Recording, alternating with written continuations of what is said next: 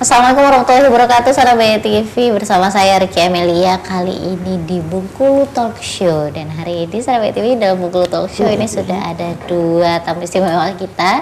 Saya dua narasumber saya yang akan berbincang-bincang hari ini tentunya di Bengkulu Talk Show untuk edisi hari ini tanggal 5 Desember 2023. Ini kita sapa dulu satu persatu sahabat TV. Ini ada Kepala UPTD PPA, ada Ibu Ermawati. Assalamualaikum Ibu. Waalaikumsalam, selamat siang. Iya, selamat siang. Apa kabar Ibu? Sehat, alhamdulillah. Sehat, alhamdulillah. Dan juga ini ada Ibu Susi Handayani, beliau merupakan direktur dari Yayasan Pupa. Assalamualaikum Ibu. Waalaikumsalam. Iya, apa kabar Bu? Agak tidak sehat. Lagi musim ya Bu ya, Iya, kayaknya ini musim, lagi saat ini tuh soalnya sekarang lagi masa-masa peralihan nih kemarin habis. Ya? Bener, dari kemarau panjang ini saat ini sudah mulai musim hujan jadi gampang terserang penyakit ini. Tapi sahabat TV hari ini kita akan berbincang-bincang ini mengenai upaya pendampingan korban kekerasan perempuan dan anak ya Bu ya. Tapi sebelum kita masuk ke tema kita Bu, mungkin masih banyak juga nih sahabat TV yang ada di luar sana yang belum mengerti nih Bu. Ini terkait dengan sebenarnya Yayasan Pupa ini apa sih juga untuk UPTD PPA sendiri ini sebenarnya fungsinya untuk apa? Mungkin boleh dari Ibu Ermawati dulu sekalian mungkin menyapa sahabat TV yang ada di rumah Ibu. Halo, assalamualaikum.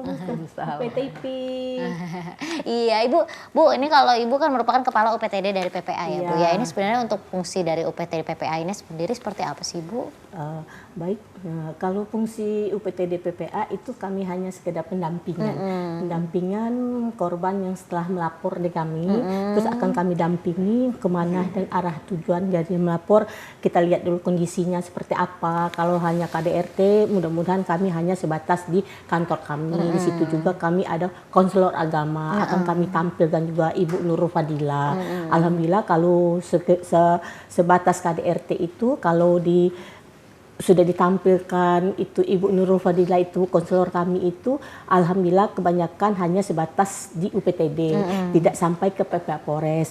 Beda lagi kalau masalah anak umpama persetubuhan, pencabulan itu mau tak mau kita harus melaporkan ke PPA Polres. Nah, kami di PPA Polres itu kami hanya pendampingan yang melapor si pihak korban. Nah, dari PPA Polres itu nanti kan sebelum diperiksa itu dia kan harus dibawa visum dulu. Nah, kami dampingi untuk dibawa ke visum itu dari pihak PPA Polres juga mendampingi ke Rumah Sakit Bayangkara. Setelah hasil visum, setelah sudah visum bahwa korban itu dibawa lagi untuk DPAP ke PPA Polres. Tetap kami dampingi. Jadi ini melakukan pendampingan ya Bu ya terhadap para korban dan kekerasan ini tentu untuk perempuan dan juga anak. Baik. Nah kalau untuk Yayasan Pupa sendiri sebenarnya Yayasan Pupa ini apa sih Ibu Susi? Ya kalau Yayasan Pupa itu kan lembaga masyarakat, lembaga swadaya masyarakat. Sesuai dengan namanya, jadi Pupa itu Pusat Pendidikan dan Pemberdayaan untuk Perempuan dan Anak. Sehingga fokusnya itu memang lebih ke pendidikan dan pemberdayaan. Kalau di bantuan untuk korban, sebenarnya kita masukkan itu di divisi layanan dan bantuan hukum. Jadi kalau kita tadi bicara soal bagaimana upaya pendampingan, jadi kalau di Pupa itu dia ada di salah satu bidang, bidangnya itu bidang layanan dan bantuan hukum. Di situ ada teman-teman paralegal dan advokat. Walaupun advokatnya itu kita bentuknya kerjasama, jadi misalnya kita dengan Rusmala Neti, tapi layanan hukumnya itu dengan teman-teman paralegal. Gitu. Nah, kemudian Pupa sebenarnya juga lebih berfokus untuk upaya-upaya melakukan pendidikan kritis dan advokasi kebijakan. Jadi misalnya kalau di Bengkulu waktu itu misalnya orang melakukan mekanisme rujukan, misalnya dari kota ke provinsi itu cuma pakai telepon gitu ya, siapa yang kenal gitu. Nah, kita bersama-sama mendorong harus ada peraturan gubernur nih yang menaungi, sehingga waktu itu kita dorong Pergub untuk melakukan penanganan rujukan untuk penanganan perempuan dan anak korban kekerasan di Bengkulu gitu. Itu salah satunya ya. Jadi memang kita fokusnya lebih ke pendidikan kritis dan advokasi kebijakan. Kalau untuk layanan itu memang datang. Jadi bukan misalnya kita lihat baca berita terus ada kasus kita datang outreach, enggak. Jadi kalau Pupa itu memang orang yang datang ke Pupa. Apakah misalnya datang sendiri atau lewat aplikasi Melalapor gitu. Jadi Oke. kita nggak outreach kayak misalnya teman-teman di crisis center atau di UPTD memang bisa outreach langsung. Kalau kami membatasi tidak outreach. Gitu. Ibu tadi ada aplikasi melapor. Itu aplikasi apa itu, Bu? Aplikasi untuk kalau orang ingin melaporkan dia mengalami atau orang lain mengalami. Sebenarnya waktu itu awalnya untuk KBGO, perasaan berbasis gender online, tapi sebenarnya ya bisa untuk siapapun sih. Jadi dia aplikasinya di Android bisa di-download. Jadi kalau misalnya mengalami kekerasan bisa lapor di situ. Oke, jadi ini bisa diakses ya Ibu ya oleh masyarakat, silakan bisa di-download juga di Play Store seperti itu. Nah ini siapapun berarti entah itu dia sebagai korban atau mungkin melihat ya Bu ya, ini bisa melakukan pelaporan melalui aplikasi tersebut. Bu, tapi ini berarti tadi seperti yang disampaikan bahwa ini ada pendampingan ya Bu ya, dan juga pemberdayaan berarti di Yayasan Pupa. Ini pemberdayaan perempuan seperti apa Bu yang dilakukan di Yayasan Bu? Ya biasanya tuh kan kami dengan ada kerjasama sama Kementerian Hukum dan HAM lewat BPHM, Bantuan Hukum Bagi Orang Miskin. Memang untuk Pupa kita lebih fokuskan ke perempuan-perempuan mengalami KDRT yang ingin memutus tali kekerasannya. Jadi mereka misalnya ingin mengusulkan perceraian dan lain-lain. Nah, di samping kasus-kasus lain ya, tapi fokus kami memang lebih banyak ke KDRT ini. Nah, kemudian para survivor ini kami gabungkan dalam satu grup.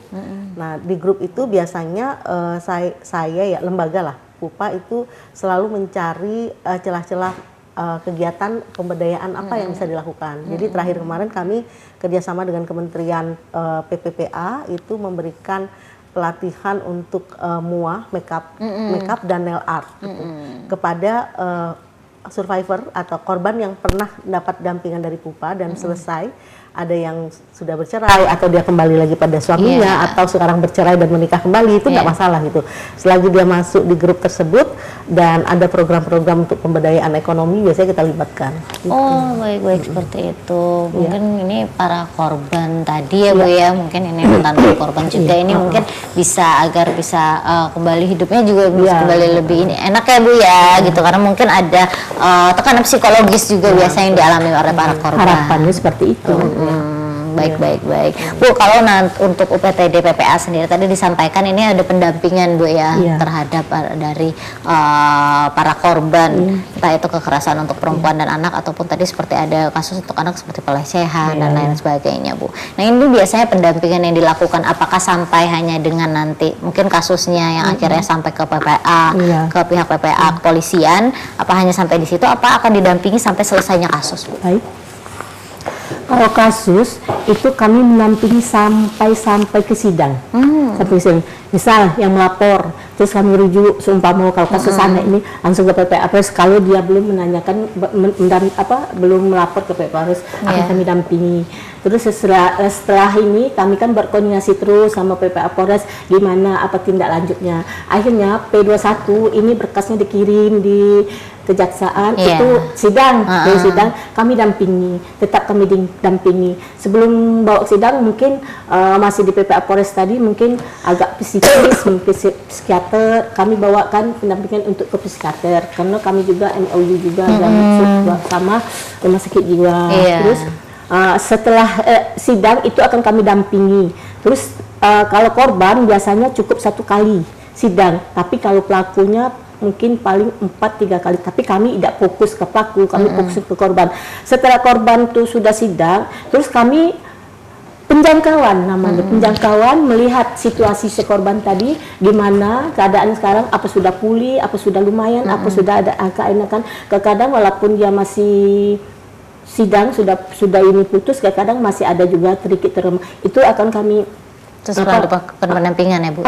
Terus melihat kondisi dari si korban itu tadi. Oke, baik. Nah Bu, tapi yang ingin saya tanyakan Bu, ini ketika misalkan korbannya ini ada perempuan, tapi kalau pelakunya ini juga merupakan perempuan atau mungkin keduanya ini pelaku ataupun korbannya ini merupakan anak, mungkin kekerasan terhadap sesama anak atau sesama perempuan, ini seperti apa pendampingannya Bu? Kalau namanya anak, walaupun dia korban atau pelaku, yang pelaku tetap kami dampingi karena dia anak itu tetap korban, tetap korban, tetap didamping, enggak ada pisah. Tapi paling fokusnya ke si Si korban. korban. Tapi si pelaku ada anak-anak sama anak-anak sekolah itu sama-sama perempuan, tetap kita dampingi. Oke, tetap ada Iya. pendampingan ya Bu ya Iya, tetap. terhadap aku. Kalau misalkan memang kasusnya ini Iya. sesama perempuan atau Iya, sesama tetap anak. juga memberi penguatan kepada keluarganya juga. Oke, baik. Bu, ini kalau kita berbincang-bincang masalah kekerasan terhadap perempuan ataupun terhadap anak, ini kan banyak sekali mungkin kasus-kasusnya Iya, Bu ya. betul. Ini saya mau tanya untuk di Bengkulu sendiri seperti apa ya Bu ya? Apakah sebanyak apa kasusnya dan mungkin yang kerap sekali terjadi seperti apa ya Bu ya? Juga ada pendampingan mungkin juga dari Pupa, tapi kita rehat sejenak untuk Sana BTV, jangan kemana-mana, kami akan segera kembali setelah pesan-pesan berikut ini.